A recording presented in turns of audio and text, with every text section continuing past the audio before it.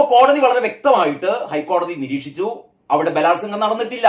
ഉഭയകക്ഷി സമ്മതത്തോടെയാണ് രാഹുലും ആ സ്ത്രീയും തമ്മിൽ ശാരീരിക ബന്ധത്തിൽ ഏർപ്പെട്ടത് എന്ന് കോടതി നിരീക്ഷിക്കുന്നു. പിന്നെ കോടതി ചോദിക്കുകയാണ്, എങ്ങനെയാണ് ഇതൊരു ബലാത്സംഗമാകുക? ഗർഭഛിദ്രം നിർബന്ധിച്ച് നടത്തി എന്നാണെങ്കിൽ അക്കാര്യം വിശദമായി പിന്നെ വാദം നടക്കട്ടെ. ഗർഭചിത്രം നടത്തി എന്നാണെങ്കിൽ അങ്ങനെയുള്ള ആരോപണം.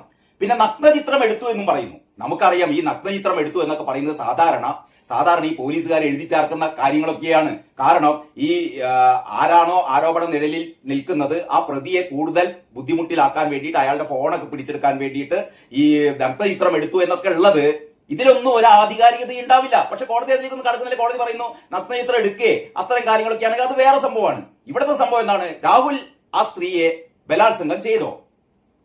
ബലാത്സംഗം ചെയ്തിട്ടില്ല, കോടതി പറയുകയാണ്.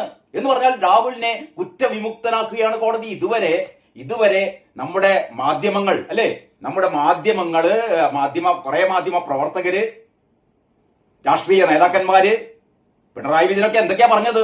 പിണറായി വിജയനും എം വി ഗോവിന്ദനും CPM-ന്റെ സകലമാന നേതാക്കളും പറഞ്ഞുകൊണ്ടിരുന്നത് ഏറ്റവും വലിയ ലൈംഗിക വൈകൃതക്കാരനാണ് അല്ലെ, ഏറ്റവും വലിയ ലൈംഗിക വൈകൃതക്കാരൻ, ഇങ്ങനത്തെ ഒരാള് ലോകം കണ്ടിട്ടില്ല.